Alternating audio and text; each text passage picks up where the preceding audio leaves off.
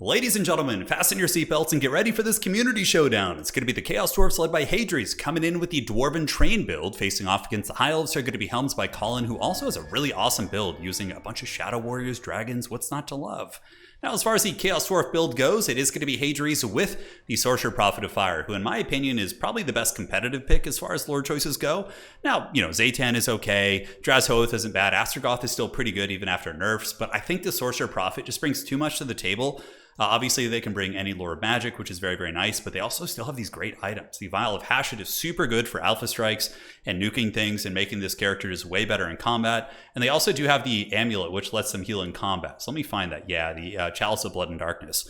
So basically, on increments of 90 seconds, whenever somebody casts a spell, this guy just like straight up heals. And when you put him on his big Bale Taurus, the amount of HP he has, that healing is just so cost effective, and the condition is so easy to meet. Everybody except Khorne is going to be using magic, right?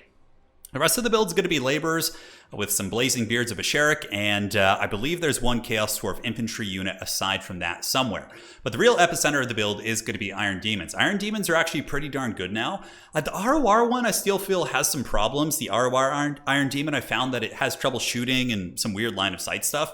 But the basic Iron Demons were reworked to be able to shoot more effectively while they're moving and just kind of doing their thing. So using them as like a scooting and shooting platform that also can be an anti-infantry chariot, I think that makes them pretty darn good.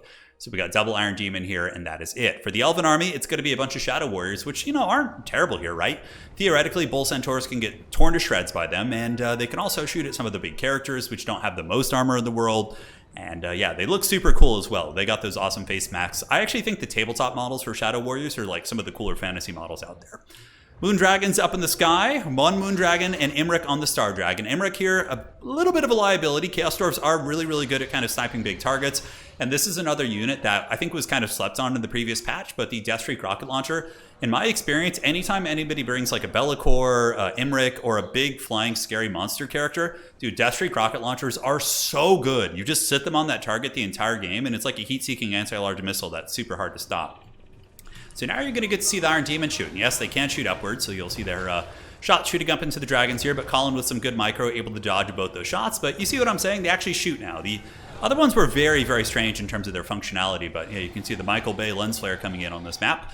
And the old Moon Dragon getting popped by the Deathstreak Rocket Launcher. If you're ever playing against a faction you suspect is going to be bringing single entities and you're playing the Chaos Dwarfs, you really, really want to make sure to bring your Deathstreak Rocket. Hadries dodging the breath attack there. Very, very good micro from both players so far. The Dragons have dodged pretty much all the firepower from these.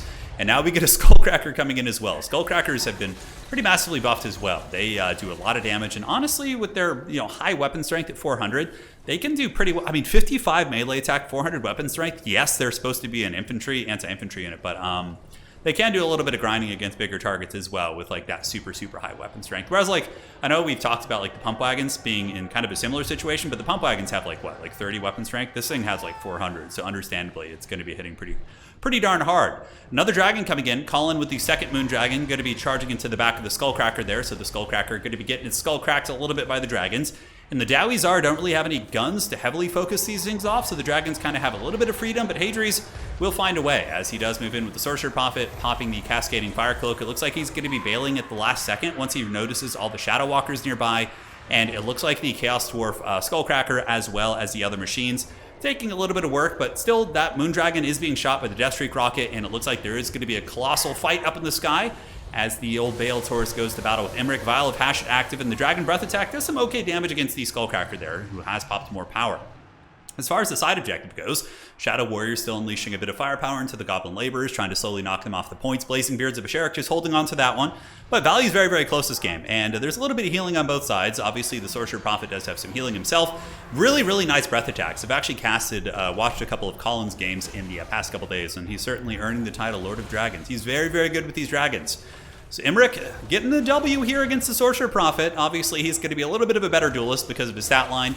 And when the Lord of Dragons is active, the Sorcerer Prophet is going to be sent running to the hills. Shadow Warriors putting some good firepower into the Iron Demons. I'm curious to see. I've been hearing a lot of things about Iron Demons and Skullcrackers being like very, very strong and to kind of keep an eye on them. So we'll have to see. But I think, honestly, the MVP so far has been that Deathstreaker. That thing has just been putting incremental work down on these Moon Dragons and big monsters, and certainly has been taking no prisoners. On this side, just archers just kind of poking away, just trying to soften things up as we get Shadow Walkers coming in. Oh man, Shadow Walkers and Shadow Warriors, what a fun build by both players. This is super cool. So Hadri's pulling back with the Iron Demons, and the Dragons are kind of pulling back as well, getting their heal on. Objectives, though, still owned by the Chaos Dwarves. So the status quo does not favor the Elves. They're going to be the ones who needs to make that difference and kind of push things forward. Looks like some Goblin Labor is going to be pushing into the backfield. And the Iron Demons getting a little bit of Daka into Imrik, and they do have the suppression mechanic. I always kind of figured that Iron Demons, like when you look at them on paper, would be pretty good against like Bretonnian cavalry units and monsters because of the fact that they do armor-piercing suppressing fire, which slows them down, but yeah, obviously in the previous patch, their line of sight was so bugged, we didn't really get to kind of see them in action, but now it's a bit of a different story. So Imrik moving in there, going after the Hobo Goblins, and a big breath attack shooting into the Goblin Labors, and that is a nasty one right there, as the Shadow Warriors put some supporting fire down, but Imrik diving too greedily and too deeply here. He's going to get attacked by all these units, but he's not really taking too much damage from the Iron Demon so far. It looks like he got hit once by the Sorcerer Prophet. The other dragon's going to be leaping in there to help, and we will see how this fight goes down. As the dragon characters go in, we see Hadri's kind of retreating back a little bit, but overall, pretty even little scrap. Elven Focus Fire might be able to kind of turn the tide here. But yeah, again, that Deathstreaker rocket launcher must be the one that has a ton of value, as Imrik gets a huge hit on that Skullcracker, and it looks like the Skullcracker is most likely going to be going down here. Nice flanking coming in from the Hobo Goblin Riders. That might actually be able to help finish off the dragon, as they will do some decent damage against that dragon as it retreats. I believe they do have that ability that when they flank something, they do more damage. Yes, they attacked it in the rear. They got some more damage, and I believe one of the engines is going to go down, so the Skullcracker is going to fall. Dragon that was being blasted by the Deathstreaker also falling here, and Imrik being attacked by, you know, the Bale Tauruses are basically on the same power level as far as Star Dragons. A little bit less so, but very, very close in terms of their fighting capability. So Imrik taking a big beat down here.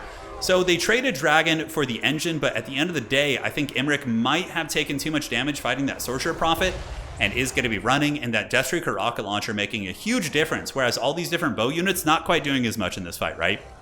So more bow shots going into the Iron Demons here. Imrik back up in the sky. I'm sure there's still some healing on the table, but Imrik is going to be retreating. Hadri's using a breath attack from the Bale Taurus. Very, very nice stuff right there, as more Hobo Goblins descend on the Shadow Warriors. But the cool thing about Shadow Warriors is they're pretty proficient in combat, but Hadri is actually sounding the horn of Hashut, moving forward with the Goblin Labors as well as the Hobo Goblins, and now many of these Shadow Warriors are going to be caught up in combat. This is really becoming like a battle of the single entities, but big heal on Imrik here could do the trick. Regrowth going down, and in the front we do see the Iron Demon kind of getting wrecked a little bit.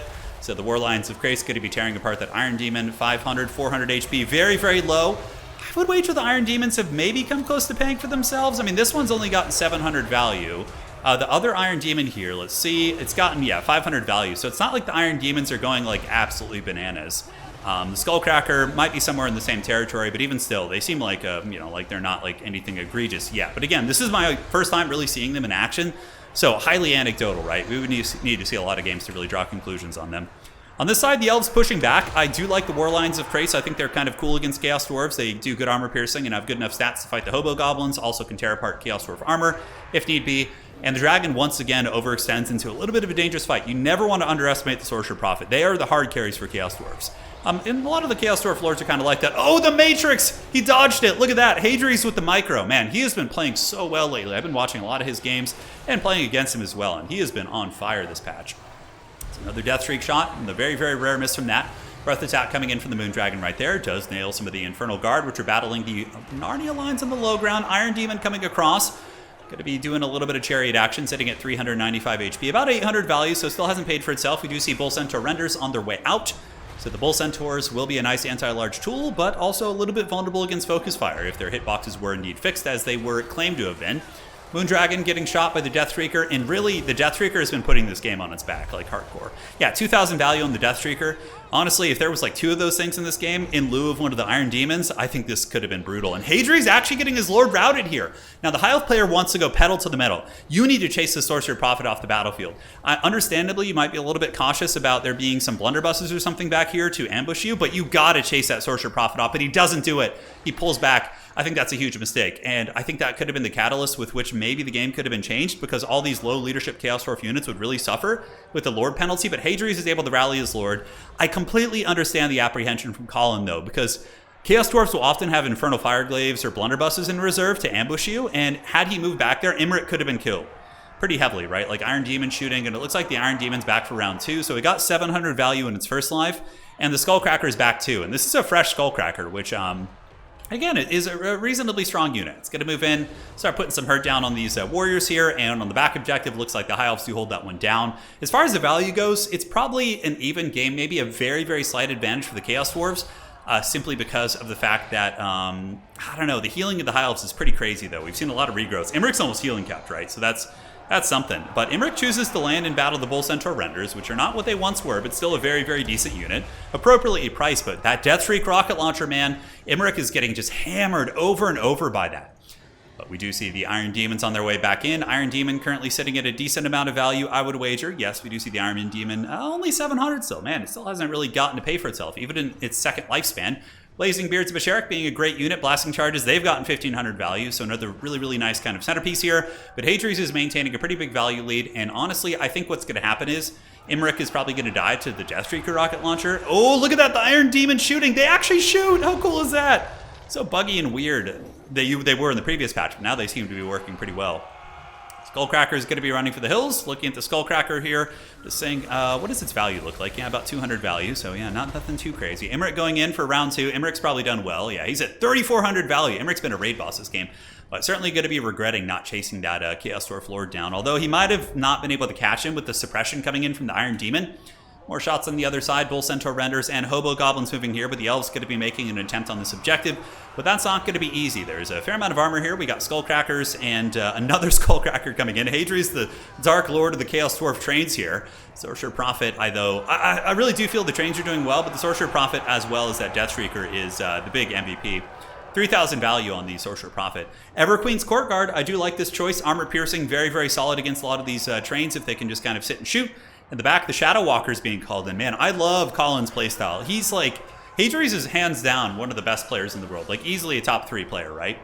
And we see Colin coming in with, like, Shadow Walkers and Shadow Warriors and, like, just showing that the High Elves do have some teeth. I mean, he is not playing a slouch of a player at all. Both these guys putting up an excellent fight. So Everqueen's Courtguard shooting into the Skullcracker, doing some pretty substantial damage, but the Orc Labor is going to be closing the gap here. Imric at 1,000 HP. I'm too weak, help me. He's going to be pulling back here, and he better watch out. All it's going to take is a little bit of that Iron Demon shooting. But yeah, I like that Iron Demons can kind of move and shoot and also be used as an anti-infantry chariot. And yeah, that's really, really fun. So back goes the Everqueen's Courtguard. Shadow Warriors going to be putting some pot shots into the Orc Laborers. Once again, Warlines of Krace moving out. Hobo Goblins kind of pinning back the forces. Hadri's has enough points. I think Hadri's wins on 1 point here. I'm fairly certain. And he did unsummon his Deathstreaker and or summon out a second one. Let's check.